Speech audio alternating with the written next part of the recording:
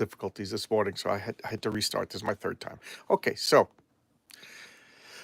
let's start at the beginning. This Somebody requested the John Byrne doing Superman, so I thought there would be no better way to do the John Byrne doing Superman than to start at the beginning. So, in 1986, on the heels of the wonderful Crisis on Infinite Earths, we have John Byrne reimagining Superman for a modern audience. I threw that in just to be funny, but let me take a sip of coffee. There we go, sip of coffee. So, how could you go wrong? Crisis on Infinite Earths, for those of you who may or may not know, was a DC series designed to make the DC universe more easy for the newcomer to get into. So Marvel was firing on all cylinders in like 83 to whatever. Marvel was just dominating the comic books box office, for lack of a better term, comic book sales. And DC wasn't doing. I don't know. Was DC doing bad? I just assumed that DC was doing all right, but maybe they weren't doing as good as Marvel, and they thought that all of the different Earths, and Earth 1, Earth 2, Earth S, was a barrier to entry for newcomers. And I don't know if there's truth to that, because I look back at it now. I understood it, and I wasn't even into DC Comics, but what do I know? I'm a freak. So they decided to Marvelify DC, and by doing that, they needed to streamline the universe, and nothing of. But anything done by fiat just doesn't seem to work. So they made a story. They hired Marv Wolfman and George Perez. They were a red hot team of comic book creators. They were from New Teen Titans, height of their powers. George Perez, greatest superhero of artists of all time. Marv Wolfman, one of the best superhero comic book writers of all time. And they made a comic, 12 issues, and pretty much had every DC character. At least I can't name any that they forgot. But I wasn't a DC fan at this point. At this point, I would casually pick up a DC comic book every once in a while. And for my, extreme childhood, every time we'd go to a comic book store or whatever, go on long trips, my parents would pick me up a comic book. Sometimes DC was all that they had. So I had the odd DC comic every once in a while as a kid, but I was not a collector, not by any means. The only two comics at this point that I was collecting was New Teen Titans and Legion of Superheroes. So I was already expressing an interest in DC Comics, but when I say I'm a fanboy, what I mean is I'm an obsessive fan, and I'm getting everything. So I was a Marvel fanboy, and for the most part, I was getting just about everything Marvel was putting out at this point. But I was getting interested in DC. So the Crisis on Infinite Earths got me hooked. I was buying almost everything DC put out after that. And this was exciting. This was the redoing of Superman. So anything before 1986 is considered the Golden Age Superman. And this is, it's funny because the Golden Age Superman and the Silver Age Superman are arguably two different characters. Just like they consider the Golden Age Wonder Woman and the original Wonder Woman, with the George Perez reboot, two different characters, but arguably, good morning, Abrax. Good to see you. Thank you for coming. So you could argue that this is the third iteration of Superman, just like you could argue that the George Perez that came out at the same time was the third iteration of Wonder Woman. And you know what? That's for philosophers to decide. That's for smarter people than me to decide. But officially, according to like all the catalogs and everything like that, this is the Superman 2, the second Superman, whatever. So Crisis on Infinite Earth was restarting all of DC, but they didn't really restart. They, if you ask me, it was a half-assed attempt. What they should have done is canceled all their comics and started all their comics with the brand new number one. But they could, and I'm not a fan of doing that, but I could understand they tried to destroy the old DC universe and restart the DC. So to me, that would have been okay with my obsessive compulsive mind, because it's not like a Marvel thing where every 2 weeks they cancel the comic and restart the thing. So this would have been, they made it big enough and important enough that it wouldn't have bothered me if they started. Matter of fact, they should have started everything over at zero. The problem was, I consider the DC Crisis on Infinite Earth. It was a success in that it did bring in more Marvel. It brought in Marvel fans over to DC, myself included. It was a failure in that it didn't streamline the Marvel, the DC universe. It actually made it more complicated. But that's a lesson for another day. So let's talk about this John Byrne. I heard rumors that DC just came over with a big dump truck full of cash, and they backed and poured this cash all over into John Byrne's living room, and he started doing DC, and he started doing Superman. Because before this, he was doing a Fantastic Four. He did the X-Men. He was pretty much a Marvel guy. Now he's a DC guy. And let's open this up. Okay, the legend can, and this was like, I got the variant covers. I got multiple copies. I was totally hooked by this. To these days, I say I don't get the variant covers. I get the A cover, meaning the normal, typical newsstand cover of any comic book. I don't go for the variant covers. But at this point, this was all new and exciting. So if they used it sparingly, people like me would still be getting the variant covers if because they were events. Variant covers was an event at this point. So this is the regular cover, and let me see. I got a stack of comic books over here. I took them all out of the bags and boards, and so I forget. This is the collector's edition cover, and this was the regular comic book cover. Okay, pretty good cover as far as I'm concerned, and I fell for it. I don't want to say I fell for it because I wanted, it was a brand new novel thing at the time. You know, people got to learn if you use things sparingly, they would work. But like a little bit of taxes from a lot of people gives you a lot more money than a lot of taxes from a small group of people. Hey, good morning, Jeff. Good to see you. Thank you. Everything looked good. Everything sound good. I started with my tripod and I kept bumping into it, and I thought it was more shaky than if I used my hand, so I restarted. So if anybody was confused by that, yeah, I'm a confusing person. So here we have the meanwhile. Right, I'm going to go through this a little quicker because I got 6 issues. I don't know, maybe I'll do 3 issues today and then 3 issues next week. So we got the Man of Steel, published bi-weekly, okay, in 1986. So this is right on the heels of the Crisis on Infinite Earth prologue from Out of the Green Dawn. So let's look at the credits. We got John Byrne, writer and penciler. Dick Giordano is the inker. What a great team. Tom Zucco, colorist. I just showcased the comic. Oh, great. Thank you, Jeff. And John Costanza, letterer. By now, if you've been following my channel, the name John Costanza should be a name you're used to. Andy Helfer, editor. The guy who, I think Andy Helfer is the guy who destroyed Vertigo. Portents of the future. Hey, Bucky's here. Bucky's here, everybody. Everybody, Bucky is here. I guess that makes me Captain America. And in honor of this, I'm wearing my Superman Snuggie. So I love this splash page. We're setting up Krypton. Okay, and John Byrne wanted to make Krypton a cold, emotionally distant place. And this upset a lot of fans. And I could understand why. Because, I consider this to be my Superman. As much as I love Superman my entire life, I wasn't invested in the comics. And I kind of, at this point in my life, in 1986, Bucky says, okay, Cap. At this point in my life, as much as I like Superman, I wasn't really emotionally invested in the comics. I was emotionally invested in the character, if that makes a difference.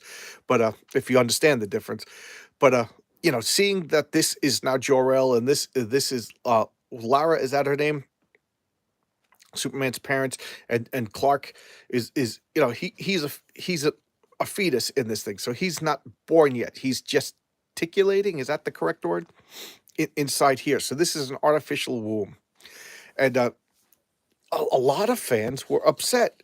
And at the time, I was like, look at these old fogies. Now that I'm the old fogey, I wish I could call them up and apologize to every one of these fans that was a little bit upset. Because I understand now. I totally understand now. I get you. I get you. You don't like it when your childhood gets devalued. I don't want to use the rape word because that's a little bit dramatic. And I don't want to say destroyed because it's not destroyed. You still had a wonderful childhood. But I will say devalued. I think that's a fair word to use. So here we have Krypton. He's a cold scientist. They don't even do the lovey-dovey to make a baby. They take cells from her, they take cells from her, and they put them in an artificial wound. And he's talking about the imminent destruction of Krypton, you know, and they showed him what men look like on Earth, and she's horrified because she's all, sexified and everything. And she's like, how can you do this? You're going to send our kid to live with these apes. And now the destruction of Krypton is imminent, and they rocket little baby Cal off to Earth as Krypton explodes. What a great panel. And again, I'm going a little fast because I got 6 issues. And he grows up on Earth. Another splash page. Just, he's being a football hero. Now, this is the second departure. Now, let's talk about this. So, why did John Byrne change it dramatically from this? What at the time I thought they were the hokey images of Krypton and Jor-El, with the big sun symbol on him and the headband, because that was fun. That was fun. And Superman always kind of pined away for Krypton. Good morning, Lacey. Good to see you. Thank you for coming. So, with this, Flash Green Lantern guy. Okay, the version of Superman story sure is different. Yes. So, I just got distracted, but that's fine. I'm easily distracted. ADHD guy over here. So, why did John Byrne do this? He wanted Superman to be free of a longing for Krypton. He wanted Clark to fully embrace being an Earthling, love being an Earthling, and consider Earth his home.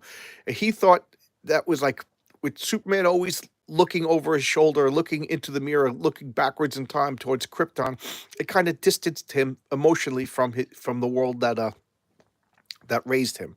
So nobody's gonna long for this world of gesticulating in a artificial womb with parents that were afraid to touch, parents that were they was assigned to each other. That's one thing I remember. My friend Mike was like laughing when I first saw your hollow sculpture. He experienced the forbidden emotions of love. He was just like, it's so trite. And you know what? I can't really argue with that. So here we have Clark, and this is the second departure. Instead of scrawny, nerdy Clark, he's a football hero. He grew up with superpowers. So I don't know if he was fully Superman at this point, or if it took a while, or if he's restraining himself. But here he is, Clark. He's a football hero. All the cheerleaders love him. All the other guys on the team are kind of jealous, and his father's telling him, you got to calm down. You're getting carried away. People are going to resent you and stuff. Not like that horrible Man of Steel movie where it's like, don't use your powers, let kids die. Oh my God, that Zack Snyder fundamentally got Superman wrong. And I remember I won free tickets on a radio contest to see Man of Steel, and even for free, my friend Mike wouldn't go see that movie. He was like so mad, and I was like, it's already free, it's already paid for. So I went to go see the movie, and so I wasted a free ticket. I went by myself, and that scene where he just stands and watches his father die, and then before that, when Pa Kent tells Clark, you shouldn't have saved those kids, I was like, you're right. So, I'm not a big fan of the Zack Snyder's DC. So since Superman, I've seen Man of Steel, and then I saw Wonder Woman. I thought Wonder Woman was excellent, but other than that, I haven't seen a DC movie since. I haven't seen Suicide Squad. I haven't seen the Birds of Prey. I'm not looking forward to any of the DC movies going forward until they prove to me that they're good. Okay, so here he is. Clark's getting dressing down from his father. You putting. I need to tell you something. So now he's showing him the spaceship where he came from. Now, keep in mind, Superman was a fetus gesticulating in an artificial womb. So he was born when Mark Kent found him. Okay, so that's one of the things that John Byrne wanted to fix. That Clark wasn't a foundling baby at this point. He was literally born on Earth. I know it's semantics, but there you go. So this is the mother whoop. So she's not his biological mother, but his mother. It's one of those things, that paradoxes that only science fiction can create. So they found the baby. So John Byrne even went so far as to say that he could have looked like anything, but when she touched him and held that locked him into being a human. I don't buy that because they showed Jor-El and Laura Zor-El, is that her name? I always forget. So now they love the baby so much. I always think of that Raising Arizona. As soon as the mother picks up the baby, she's like, "I love him so much." But look, they just had the baby. But you know what? It's a baby. If you don't love a baby, instantly there's something wrong with you. So here they are. That they're noticing that there's something different about him over here when he gets trampled by the what is that, a cow? He's not hurt. His clothes are ripped. Picking up the car. That classic nod to the Donner film. And now he's realizing he could fly. And, flashback is over. He's telling them the whole story, and Clark's a little freaked out. So I'm gonna go and say it's been since probably 1986 since I read this, that Clark didn't really understand. Clark didn't have the full extent of his powers. Otherwise, he would have been just dominating the football game. So he's reveling in his powers. He enjoys it. He's a big, muscular, handsome guy. So gone are the days of the awkward, nerdy Clark Kent in Smallville. He's a big fish in a small pond, ready to move to become the bigger fish in an even bigger pond. So and now the flashback is over. We got the gray-haired uh, Ma and Pa Kent, and I thought that was brilliant that John Byrne brought back Pa Kent, because in the regular Superman continuity, it's families have always been like a little awkward thing for comic books. So with the exception of Aunt May, can anybody name any superheroes that had family? At this point in 1986, I know the Flash. Oh, yeah. Bucky says babies, kittens, and puppies. Totally agree with you, Bucky. I want to have a whole bunch of. There's this pregnant stray cat that comes to my house, and my wife feeds him every day. I want to find those kittens and bring them all in the house. My wife's like, no, because we have two cats in the house already, but, she'll fall in love with them. That's my trick. So, anyway, families, name a super. I know that Flash was married to Iris, and didn't they like try to get rid of Iris a few times? So I don't know what it is. Do they think that like young boys can't handle family life in the comic books, or are they just too complicated to have superheroes with family? But families weren't a thing really with superhero characters. So I thought this was brilliant, and this was another thing that older comic book fans got a little annoyed at, and I don't blame them. So they had Krypton as being the sterile, emotionless environment. Clark was cool guy in high school in Smallville, and the parents are still alive. So this is a big change. And here she is keeping records of Clark with all the exploits that he does. Mysterious man saves the plane, and they open up they hear the noise, and here's Clark in the house, all sad, because I thought this was kind of neat. This is Clark's first failure. This LexCorp solar plane or whatever it was, he flies out to save it, and he brings it down. He meets Lois Lane.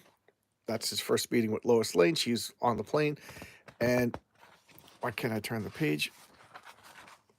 He goes nuts. People, so now he was doing everything in secret. So I made a mistake. It wasn't a failure.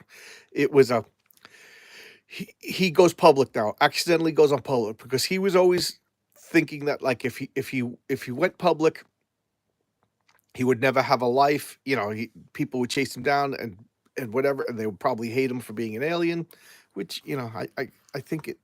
Looking the way people are today, yeah, I kind of see what you. So he doesn't know what to do. So they're brainstorming and they come up with a solution. I'm going to be Superman. So he's going to be a superhero. Now, in the original continuity, he was like one of the first superheroes. So it was a big deal when he decided to become Superman. At this point, like there was originally the Justice Society, and then through crazy time travel, there was already Wonder Woman, even though there's not Wonder Woman. That's what I mean. The Crisis on Infinite Earth made everything more complicated. So he's becoming a superhero. I like this. He's experimenting with making himself nerdy, even though he's all muscular and cool. And then we got this splash page. What a wonderful splash page. And then we have John Byrne writing up his thoughts and ideas. So we'll do number two. So that was Krypton and Smallville. Now we're gonna go to him moving into Metropolis. I think they should have went full on and got rid of Metropolis, made New York City. But what do I know? See, here we have Lois Lane. Yeah, the only other comic book I could think of that had family was Starman, and that was like all about like the legacy of his father stuff. But that came out after this, so I think after this, we comic book creators realized that we can handle families. So here Lois is having lunch with Perry White, and she sees Superman. Same creators, John Byrne. What can I say about John Byrne that I haven't already said a million times? But let's just assume somebody's new. John Byrne. I first became aware of John Byrne on the X-Men, but before the X-Men, he did Iron Fist, and he did a couple of issues on Marvel Team Up, and on Marvel Team Up, he started working with Chris Claremont. Now I don't know if it was a coincidence that they both went over to the X-Men, or if it was they liked working. I don't know. I wasn't there, but John Byrne and Chris Claremont met on Marvel Team Up. They worked together. Then they went over to the X-Men, and they created perhaps the best run of comic books of all time. John Byrne wanted to do more creativity. He left, and I think he went right to right to Fantastic Four, and then he did the Fantastic Four. Then he wrote and drew Namor. He wrote and drew. Geez, why can't I think? I'm like stumping myself. Alpha Flight. Thank you, Bucky. Yes, he created and wrote and drew Alpha Flight. He created wrote and drew Fantastic Four. Then he comes over here. So I'm going to argue that as much as I love Chris Claremont's X-Men, I'm going to say that John Byrne was this is mean to say, the better writer, because how many other Chris Claremont runs could you think of? Last time I said that question, I said X-Men, and then I jokingly paused, but I forgot he did a wonderful run on a Marvel Team Up prior to the X-Men. But that's it, whereas John Byrne is the only reason he's not writing today is he doesn't want to. I think he lives off of commissions. And if you go to John Byrne's own website, I think it's called Byrne Robotics. He's writing X-Men comics and he's drawing X-Men comics, but he's not selling them. So he's doing basically fan fiction of X-Men, and it's great. Some of the best X-Men comics you'll ever see. So here is Superman in his costume for the first time flying around Metropolis. And Perry White, of course, is like telling Lois, find out who that guy is. That's your assignment. And then we got the old creeper peeper over here. Who's that? Why, that's Lex Luthor. Lex Luthor is the scary businessman now. That's it. So like he's no longer that giant evil scientist that we saw, with death rays and robotic suits, which I love that robotic suit.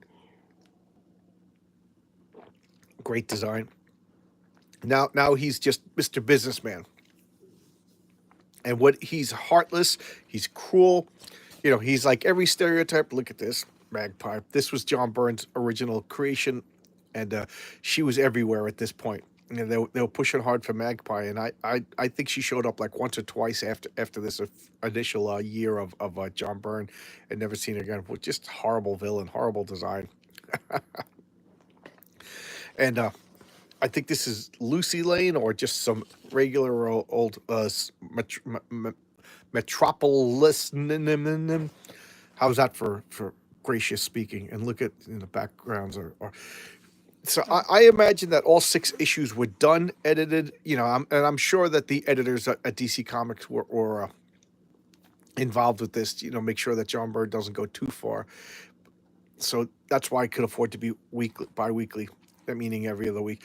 He's like, who's this guy? Remember, this is supposed to be his debut, so he returns everything, like he throws the guy in the garbage, tells her to turn down she's being turn down the sound. You live in a city. You don't want to bother other people. And she's like, oh, okay.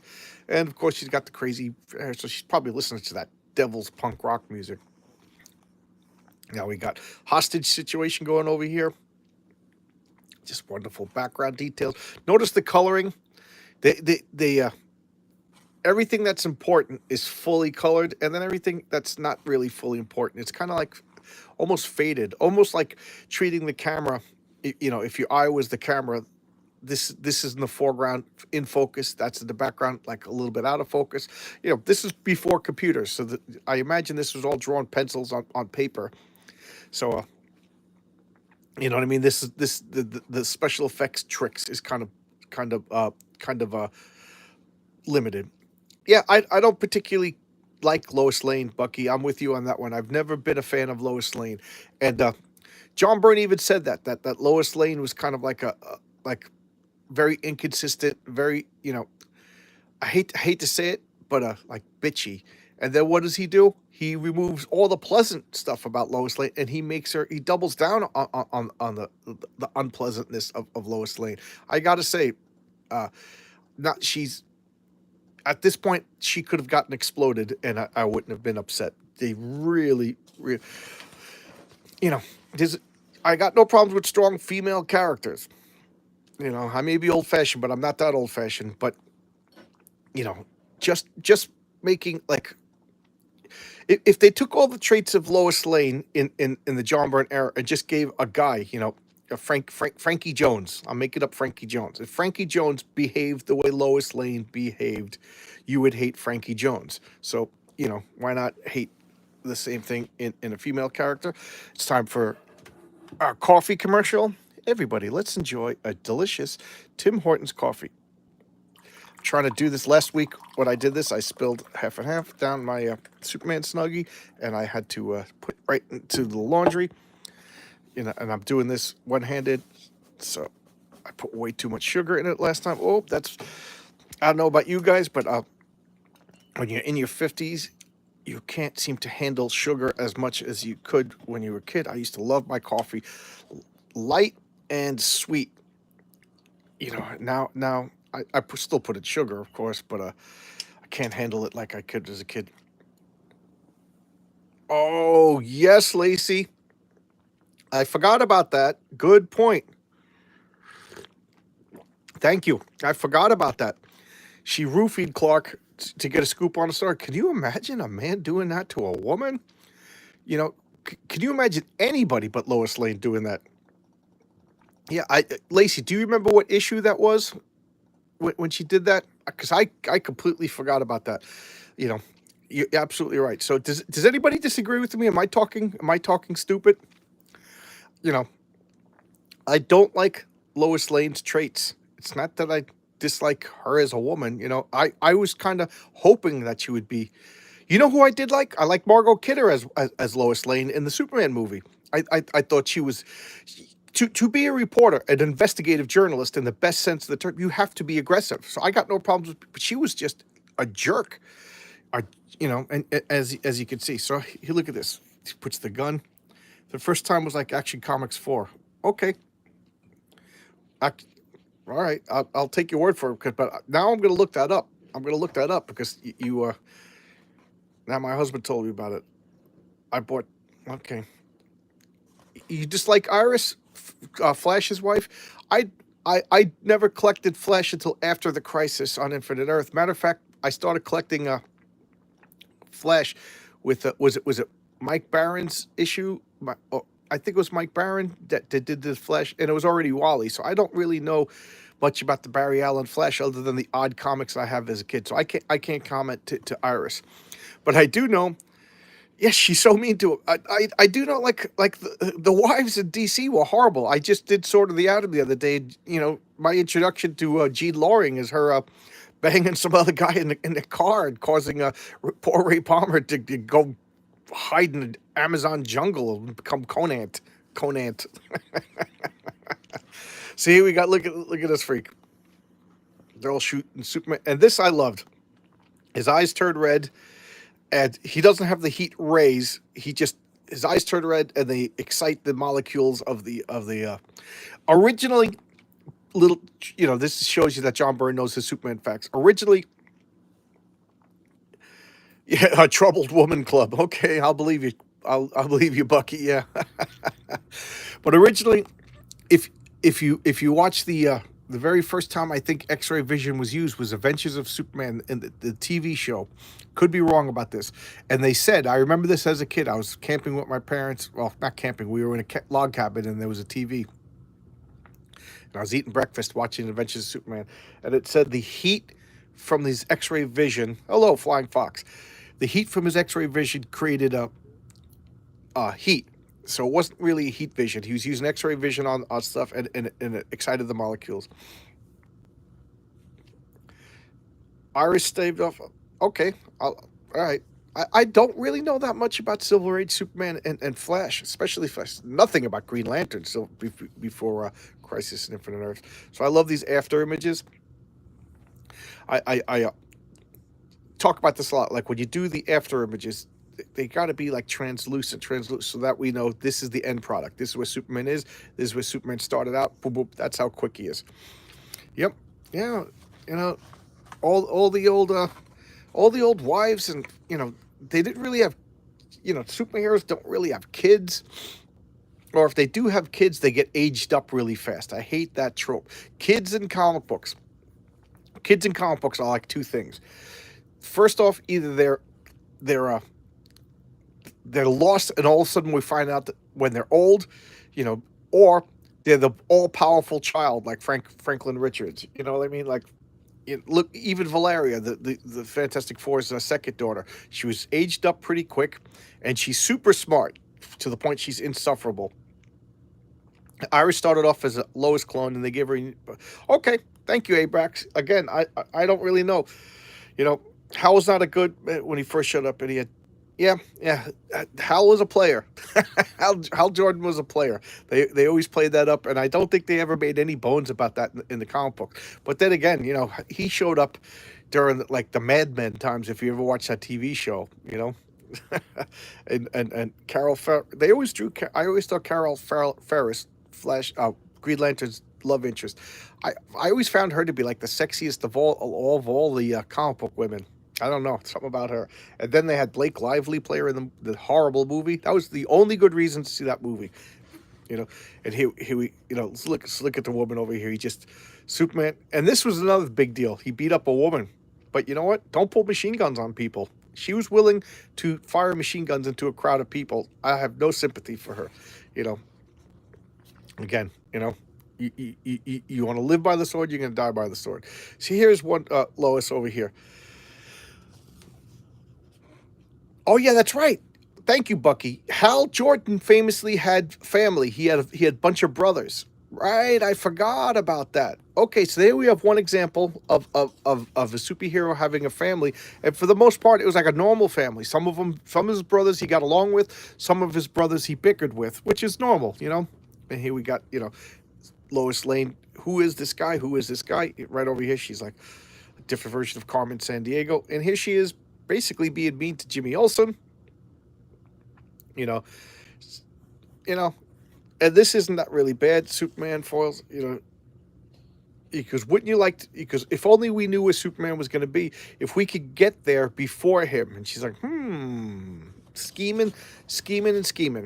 So, I got to give Lois credit for this, because this is supposed to be the debut of Superman. They don't know he's like all powerful, and that's another thing is John Byrne toned down Superman's powers, and that set the precedent that poor Jimmy, he gets no respect. Yep, he gets no respect. I absolutely agree with you, none whatsoever. And I started collecting Superman's pal Jimmy Olsen because I wanted to get the beginning of the Jack Kirby stuff. I haven't started reading them yet. I got this big old stack of comics to read first, before I get anything older, because this is about to topple over. So I gotta get back. Like the brothers in Green Lantern, Carol Fredericks was a bit better grounded. Okay, I'll take your word for it, Abrax. Again, like I really don't know anything about a pre-crisis Green Lantern. Out of all of the DC characters, he's the one, because I always found Green Lantern's power to be the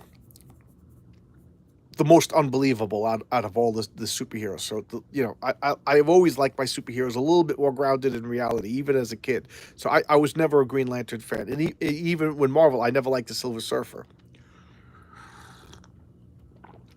As much as I'm a Jack Kirby, to me he was like his powers were too vaguely defined. Nowadays it don't bother me, but back then as a kid, I needed to know.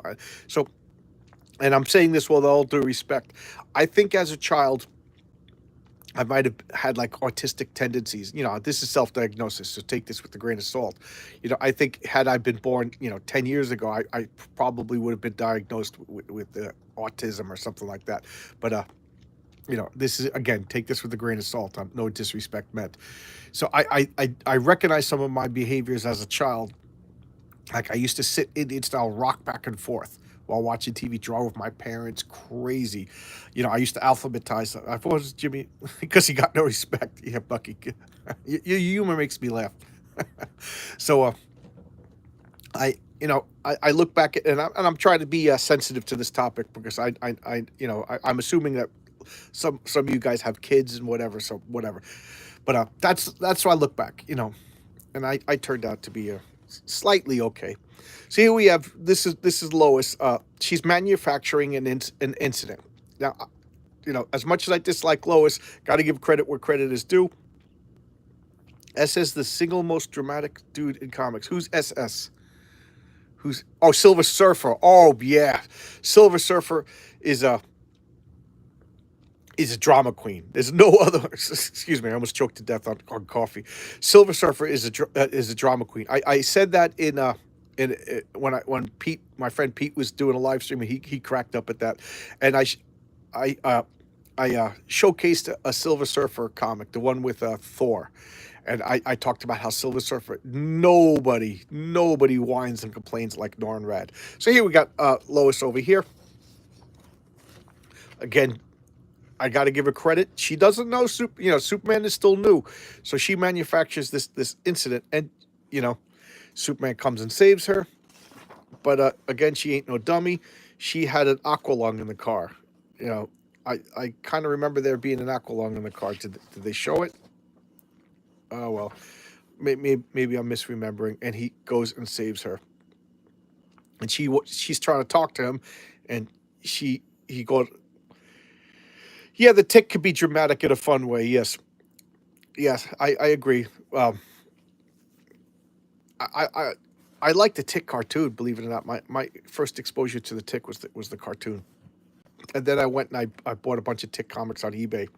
So I don't know if I have a full Tick collection or not, but I bought a whole bunch of them on eBay. So he's going off to save the day, and she calls him back, and he's impressed. So here we got Superman luxuriating in Lois Lane's house, and now she's asking him for an interview. He agrees. Lois wasn't being too horrible at this point. You know, and it's the whole girl boss trope. I don't have a problem with it if because I don't have a problem with the guy boss trope either. I may be old fashioned, but not a sexist. But Aqualung sitting in the cold. Yeah, I had some Jethro Tull. I have a funny Jethro Tull story. If you remind me, I'll tell you if I got time.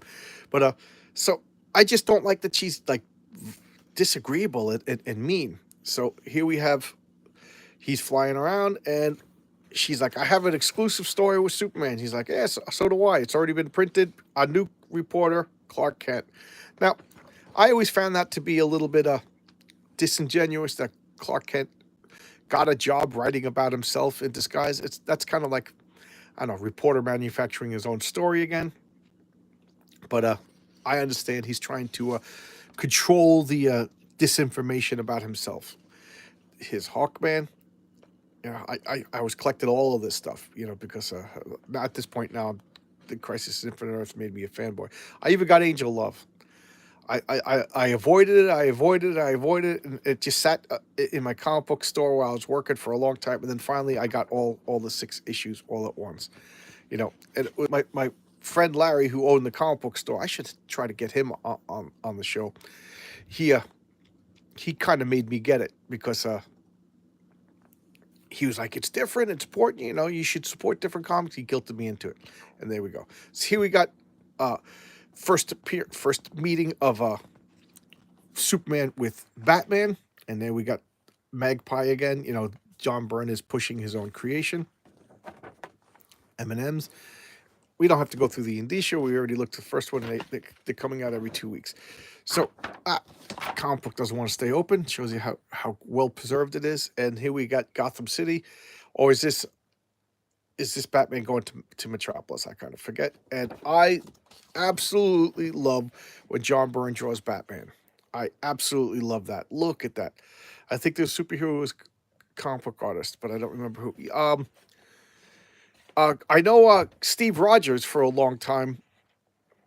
He was an artist, like a an ad artist. I don't think he drew comic books, but he made a living as an artist for a while. Um, I know who was the other one that was a comic book artist? I forget, but that's a good question. Anybody remember? Because I do know you're right, and my brain is just flipping out. So here he is. Batman's intimidating a guy. Look at the cauliflower ears, and is I forget. Is this? Oh, this is Bull. Don't hit me again. Batman's intimidating the guy. This mock-up of the the Chrysler building, and look, John Byrne could really draw the hell out of Batman. I love Batman and his legends.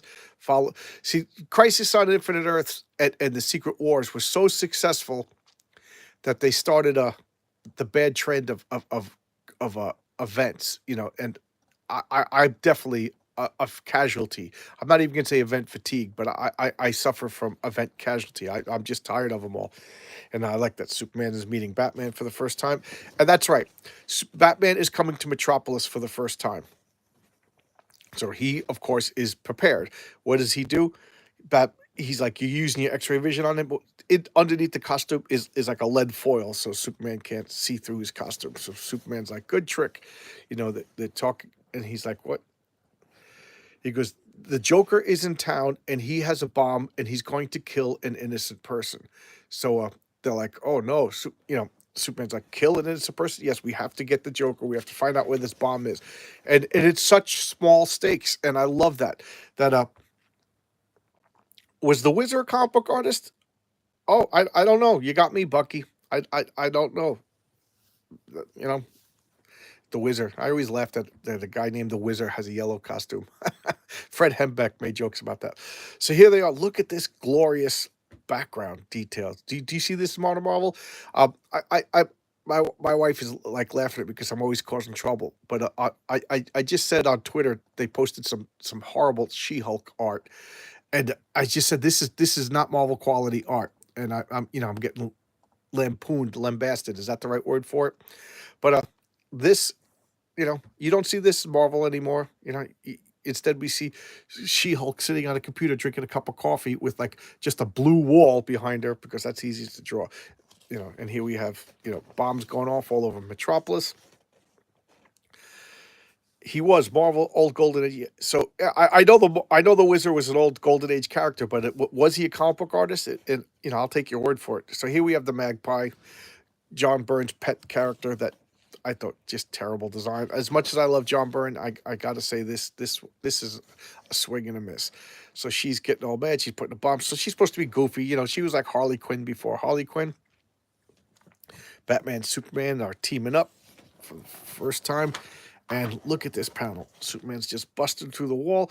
Why is he doing that? Because time is of the essence. Time is of the essence even for Superman. The bullets bounce off his chest. Batman. And again, Batman's not standing there taking bullets to the chest because he's got armor. What? Perfect. Superman's the distraction. He sneaks up behind him. I keep saying that every superhero has their own signature moves. If you're gonna make a Batman comic book and you have Batman standing there absorbing bullets to his chest, then you don't have a Batman comic book. You have a Superman comic book, or you have an Iron Man comic book because he's wearing body armor. Superman doesn't allow himself to be shot. It's a comic book. Let him sneak up on people. Let him take the guy out. Misdirection. He sets up some sort of flare or whatever. Everybody looks the wrong way. Boom, they get punched through in the face. That's Batman. Batman is not going to stand there in front of you, flex. Okay, cool. I probably have that comic too, but I don't really claim to remember every detail of every comic. Even as much as I love this, I don't remember all the details. So I love this. Superman does what only Superman could do. he breathes in all of the poison gas. He goes out and it freezes it into crystals. And when he comes back, Batman's getting into not a bat car, but like a regular car. And I love that touch because, you know, when I was a kid, I collected action figures. And one of the things I had the Punisher van, and the Punisher van was a black van with a Punisher logo on it. Why don't you just, you know, let the cops know where you live? You know what I mean? Like the Punisher would have like a Volkswagen, because something that just blends in with the crowd. So I love that Batman has a regular looking car. That is, to me, what the Batmobile should be. It's cool to have a big fancy Batmobile, but it's unrealistic. And I know we're talking about superheroes. So here's Magpie. She's gonna rob things. Superman pulls off her wig. She freaks out because she's psychologically disturbed. And I love this. Superman's ears over here. Tonic Bowl would be proud. I love this. She breaks down and starts crying without her mask and everything like that because, in her own words, her life is pathetic. Her life is lame. So she does this Magpie stuff to get excitement. And I could see, like, some people like our keyboard warriors on the internet because their life is so dull. They do this stuff for like the adrenaline rush. So she's just like an internet troll, to the nth degree. And look at Superman's face. He's feeling sorry for her. Superman's a good guy. Legion of Superheroes. I urge everybody to go and get this era of Legion of Superheroes. I should showcase more of them. And here we got a subscribe to DC Comics. Batman and Superman. I said the Joker at the beginning, right? I misspoke. Magpie was going to kill somebody. And here we are. They're talking, and he says, "You're Clark Kent." So Batman already figured out who he was. And then Superman, he goes, "You're a good guy." And to prove that, here's some kryptonite. So he's like, "I had kryptonite in my utility belt to take you out because I wasn't sure of you." And he's just like, and I might consider calling this guy a friend. So Batman, Gloomy Gus over here, Marvel Titans Spotlight. Oh, so she was in a comic. She was in a comic. What happened to all my comics? Where'd they go? Oh, okay. So looking for issue number 3. I hope my big old stack of comics doesn't fall down. So that was 3. Here's number 4. We're making pretty good time. I just got a busy schedule today. So now we're going to be reintroduced to Lex Luthor. I love the idea of the evil scientist as the bad guy. In the Golden Age, there was I got these reprints, like these trade paperbacks on newsprint. I thought they were good, cheap ways to read Golden Age comics, and I'm so mad that they discontinued them. So I got Superman, I got Batman, I got Wonder Woman, Flash, and Green Lantern. I think they're called archives or something like that. But they're trade paperbacks. They're like collections of floppies, and they're printed in chronological order. So it's not just like action comic books. They'll put the Superman in chronological order. So it's a good way to read the old stuff. And they had a bad guy named Luthor. He was a bald supervillain, a mad scientist. But they say that wasn't. Beware the Batman was a cartoon CGI. So I probably didn't watch it then. I couldn't stand that early CGI cartoons. They bothered my eyes. So I always wondered, was the original Luthor and Lex Luthor originally different characters? But I don't know. I got to do some research on that. So here we have the introduction of Lex Luthor. So here's Lois showing up. They're going to some Lex Luthor sponsored event, and she's going with Clark Kent, and she's dressed in all. Hey, good morning, Michael. No, that's fine. That's fine. Same credits. What does that say? Special thanks to Marv Wolfman. So I guess they're going to reference some Crisis on Infinite Earth stuff, or he suggested stuff. So Lois is looking hot. You can see why. Superman was attracted to her, and she was bold. I could see Superman being attracted to Lois, and she's not really displaying her horribleness yet. But when you look at Clark, yippee, he's being all. And now she's dressing down Clark. She's mad at him, or he scooped him, or whatever. And why aren't you shaving? So this is typical John Byrne stuff. He has a little bit of the ship from Krypton, and he reflects it, and that's how he shaves. Because regular razor blades aren't going to cut Clark Kent's facial hair, and of course, she's a tough guy. So she's a tough guy. So she's doing weights. Now, let me ask you this, ladies in the audience, Lacey, if you were waiting for, you know, you're getting ready for your date, and you come out and your guy's sitting there lifting weights, you'd be like, knock it off. So I'm the same way with Lois. So now she's just like walking ahead of him, treating him like a jerk. Commit to the bit. You dance with the one who brought you. So now they're going into the helicopter to Lex Luthor's luxury yacht. There's the helipad. Great, great. And they landed down. So they're going to a super exclusive Lex Luthor date. A party. He's doing some sort of highfalutin social function, and here he is, Lex Luthor. And I remember that was controversial that he had hair.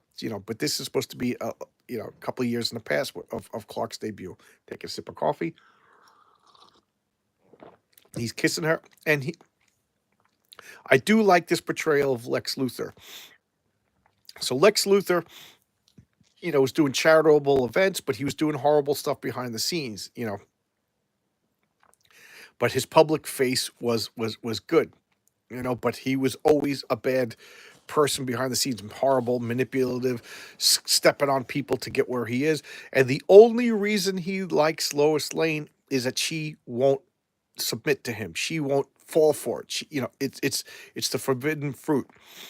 And once he gets Lois Lane, he'll move on to the next thing. He's petty like that. So is he the brilliant scientist that could make a laser beam, stuff like that? Yeah, but there's no need to dress up like a flamboyant superhero at this point, because this they're trying to make it so that superheroes aren't really that common. And now he's like he's very dismissive of Clark, because Clark is doing the old what is it, like goofball, traditional Clark Kent stuff. Lex Luthor surrounds himself with hot women assistants because, he's the chauvinist pig.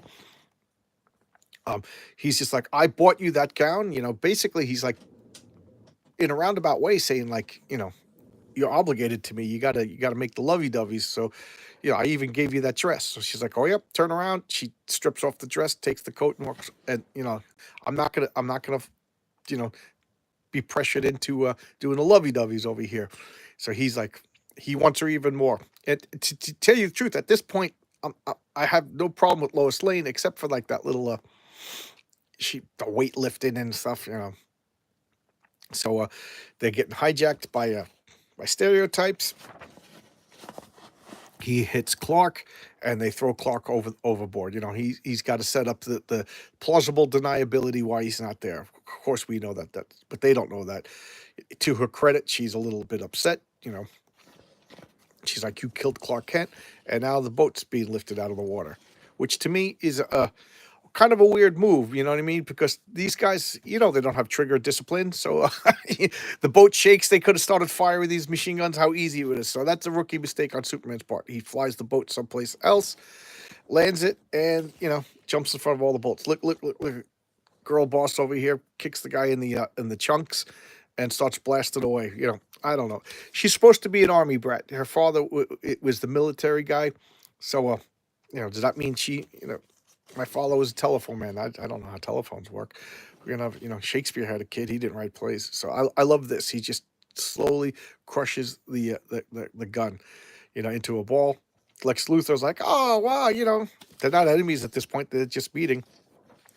Come work for me, and now he's just like, just condescending, like, I'm already the boss guy, everybody likes me. Lex Luthor is not used to like anybody saying no to him, except for Lois, and that's making him crazy.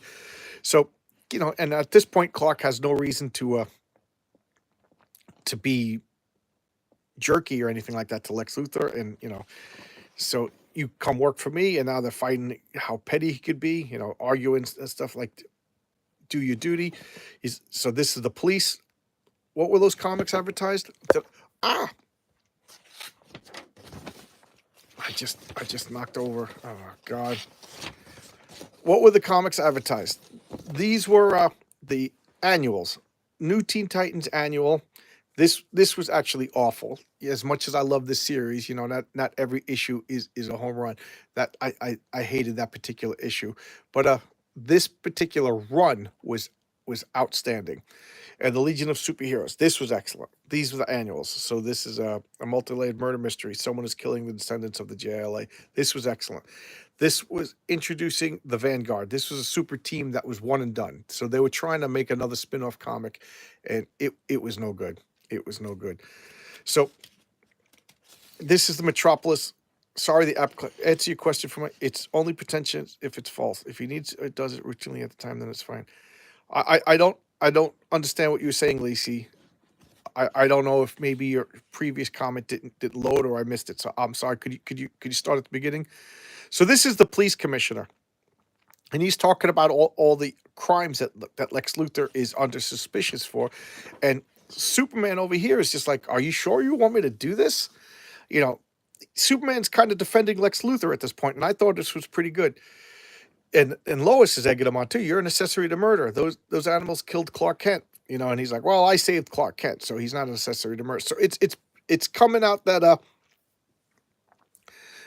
he hired. It's coming to the light that he hired those terrorists to come and draw Superman out because Lex Luthor staged this whole event to meet Superman. And the police chief was like, you can't do that. Guy showed up with illegal guns, firing guns, blah, blah, blah. So do your duty. So Superman does, citizen's arrest. He brings Lex Luthor and he gets booked. Now he makes an enemy of Lex Luthor. And here he is, did the perp walk for Lex Luthor. He's flying through the subway. And why? Saving this poor woman who's about to give birth on the subway. Superman hears and flies her over. I like how Superman dried out so quickly. It's like the tar doesn't stick perk in some superhero. I'll address that in 1 second. So he gets there to where Lex is coming out, and he's just like, yo, I love this too. Somebody just took my picture. Like he felt his picture being taken. So Lex Luthor's like, you just made an enemy of me. You humiliated me. And there, it's not his. In the Superboy comics, he used his X-ray vision on Lex Luthor and made his hair fall out. So he's, you made me bald. That's kind of hokey and not in a good kind of hokey. Now he has a legit reason why he doesn't like Superman. He embarrassed him in front of everybody. Spoiled brat gets to suffer the consequences of his own actions. How dare Superman do that? So, excuse me. The Green Turtle accident changed colors in the modern comic. Oh, okay. What was I saying? Oh, yeah. How did his hair dry so quickly? Well, his hair dried so quickly because John Byrne explains that Superman has a force field. His cells radiate some sort of force field. And the force field is what makes him bulletproof. The force field is what makes him so super strong. And that's why Superboy, the Superboy that came after the death of Superman, always talking about tactile kinesis. It was a logical explanation of Superman's powers. So Superman generates a force field that's like millimeters off his skin. So that protects his hair, his eyelashes, his flesh. But it doesn't protect his cape because the cape extends outside the force field. That's why his cape is always get ruined in these comics. And so the water doesn't penetrate the force field and it just slides right off him. I thought that was just a cool explanation of Superman's powers. I loved, and it made, and the force field would get stronger and stronger based on how much solar radiation Superman absorbed, and this force field would get weaker and weaker if kryptonite radiation was by. So I liked how John Byrne subtly changed Superman's weakness from just the mineral itself to the radiations emanated by the mineral. And I know that to me that made all the difference. I love this splash page and I love the return of that armor. How cool is that armor? Purple and green, destructive colors. And what does it say? Special by Otter Binder. Yes, he does. Yeah.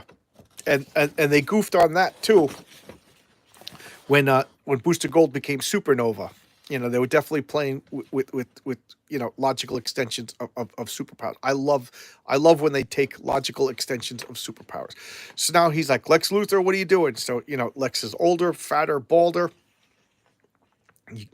This guy's causing problems. So now, they're bringing back the old Lex Luthor armor into new continuity.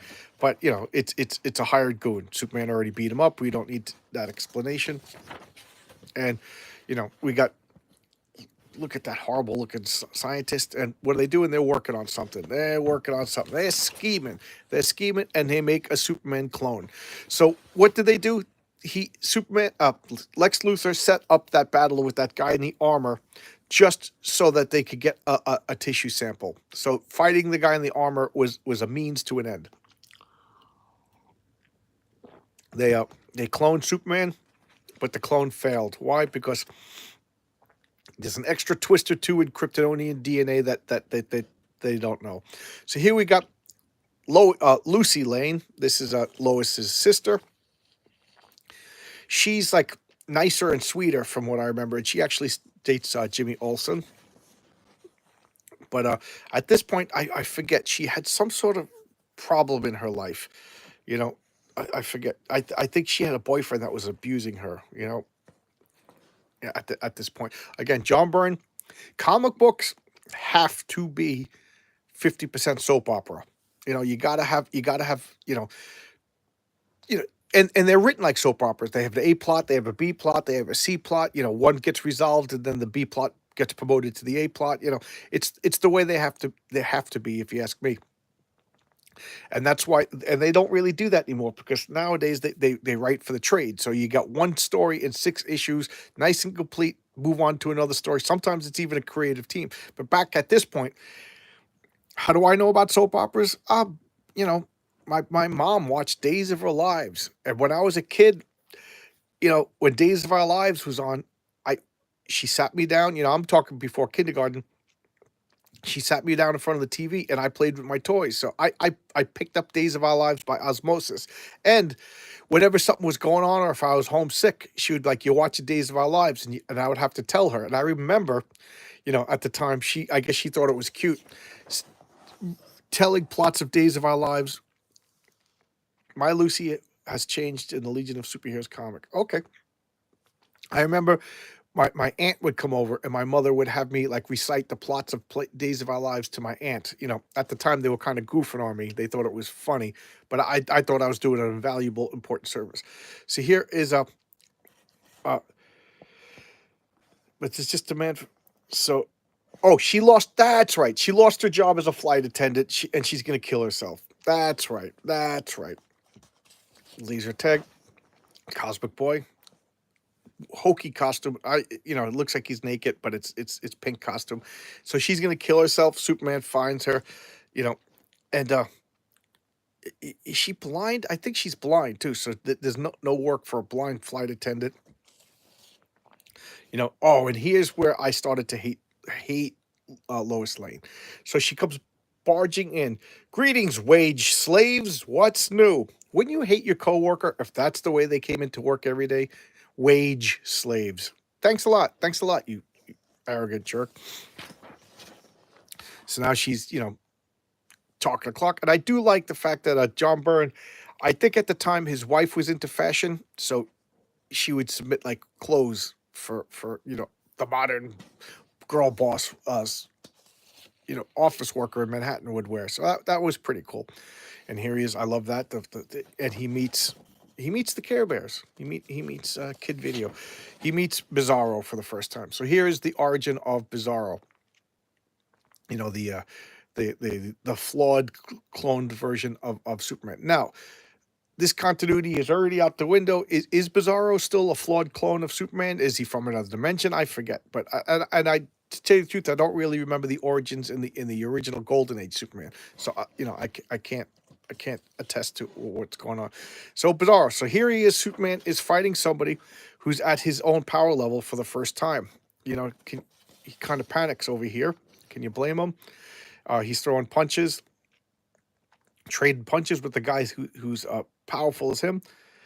Um, you know, he's burning the clothes off him with his heat vision. He grabs Lois, and she's just like, "Look at this freak." And the Bizarro has a kind of inverted affections, and he just can't control him. He kisses Lois Lane. Lucy's like, "What's going on?" Yeah, Lucy was blind. I forgot about that. And then Superman fights Bizarro, trading punches right through the streets of Manhattan. It's okay, Bucky. So here we have some other comics, Green Lantern Corps with the Guy Gardner. These were pretty good. At this point, I was pretty much getting everything DC, and now he's fighting, and he's looking at the dust. So this Bizarro, I wonder if blue kryptonite. You got to remind me what blue kryptonite does. So he's seeing that this is not only just a clone, but he's falling apart. So Superman's like, okay, he's at this point he's used to reining in his punch, so he just flies at full speed at Bizarro and just shatters the Bizarro. Is Bizarro Lois still? I don't know. I don't know. And here's those same comics again, and I got things to do, so I'm gonna do this last issue at super speed. It cures red. Oh, okay. Okay, there you go. It's a little bit of Superman lore that I didn't know. So here we have back to Smallville, his Lana Lang. I've always liked Lana Lang, but then again, I always liked the redheads. So he's flying back to Smallville. I love that panel. Look at the curvature of the Earth. The patch, it's so cool. Look at Superman soaring. What a great panel. I love John Byrne drawing Superman. The speed and now he's showing up at the bus, just for the act of anybody who was like, how did Clark get here? So he's just like acted like he got on the bus, driving home. And I love the fact that he goes home, that he has a place to rest, and touch base and get grounded again, from fighting in space and doing all this stuff. So now he's in his own bedroom, going downstairs to get a snack, nice and wholesome, and this freaky deek shows up. His biological father. I'm not going to say his real father, his biological father, just shows up and touches him and gives him visions of life. So now it's Kryptonian magical science. He's beamed psionically into this hologram, and he's meeting his parents. This, I always found this kind of stuff to be like a little far fetched, but whatever. So now he's seeing Krypton as it is, and then he realizes Lana Lang is talking to him because this is, I would call this like a psionic projection. It's an illusion beamed directly into his brain. In my role playing games, I call that power phantasms. As opposed to illusions. Bizarro is only weak to blue kryptonite. Okay. So now he's talking to Lois Lane, and she knows his secrets and everything. She kept been carrying a torch for him. Sorry, Clark. Drop Lois. Go after her. Sorry, but she's the catch. Lois Lane is a pain in the neck. Sorry, but that's the way I feel. So he's going after Lois, his childhood crush. Here we got one of the first advertisements that Wonder Woman was going to be. Look at that, glorious. Go and look at I did a showcase on this Wonder Woman #1 by George Perez. It was the first time I actually thought I did a good job on my John Longbox nonsense. So here he's flying around, taking her for flight, back when she was young, and he leaves her. I'm going to Smallville. She still loves Smallville, so she stays. I forget why. They should have had like a sick family that she's taking care of, the old beat up home, and she still loves Smallville. She doesn't want to go to the big city. So now, he's conflicted. Do I stay in Smallville with Lana? Yes. That's what you do. You stay, live on the farm. You're Superman. Spend your days flying around Metropolis, but live in Smallville. You'll be happy. So now he's going in. That's why I don't write Superman. He's finding the old ship, and he's getting these psionic illusions about Jor-El, but I guess Clark, he could see it. He disperses the electromagnetic field with the shovel, which disintegrated the shovel and made his hair go all berserkowitz. And he so now, like, there was a nagging question, like, what were my biological parents like? What was my home like? Yeah, in one universe he marries her, and then look at this glorious picture, and then this launches into the new Superman universe, the new continuity. So now we have Superman, which is by John Byrne and Terry Austin. Terry Austin leaves after 2 issues, and then we have Adventures of Superman. Believe it or not, that was my favorite. That was by Marv Wolfman and Jerry Ordway. Just something about that was just classic Superman. And then Action, which the team up book. But these were the 3 new Superman comics going forward. based, and and John Byrne, I think successfully rebooted Superman. Did a good job. I forget what I was going to say. I was going to say something, but I forgot it. Oh well, guess it wasn't that important, as my mom would say. But this was Man of Steel by Superman. I thought this was an important series. It succeeded in that it drew me into Superman. It immediately got like retconned, like within like weeks of it coming out. They started to go back to a Golden Age continuity. A lot of Golden Age fans were upset. Oh, oh, that's what I was going to say. So seeing this Jor-El vision and the way Krypton was, it stopped Superman's like longing. Like, I wonder what it would have been like if I raised on Krypton. What were my parents like? What was Krypton like? Then he saw what Krypton was like, and it was cold and sterile. And he was just like, oh, that's interesting, but I am of the Earth now. The Earth is my like Krypton. And that stopped any of that like longing to return, which I thought was a good move on John Byrne's part. So he wasn't like a man split between two worlds, Krypton and Earth. He's fully of Earth now. He's invested in the Earth. He saw what it would have been like, and it would have been miserable to a person who grew up on Earth, embracing his emotions, embracing his humanity, to live on Krypton as a organic, living, robotic caricature of a human. He would have been miserable. So I thought that was brilliant. And then, of course, later on, they brought back the Golden Age Krypton, that this was just a trick that Jor-El created to prevent Kal from wanting to go back, or whatever. Nothing ever stays the same in comic books. It's one of leaving for, the Superman Man of Steel movie. That was the branded Ruth Superman, which was awful. Yeah, so there you go. I love Superman. I love John Byrne. This was comics made for me. I embraced everything about this. To me, this is my Superman. This is the way Superman works for me. But then again, this came out while I was in high school. You know what I mean? So everything in high school, Earth chicks are easy, except for Lois Lane. She's a pain in the neck. Ask Lex about that. And there you go. You can see going forward, they made Lex Luthor a really despicable,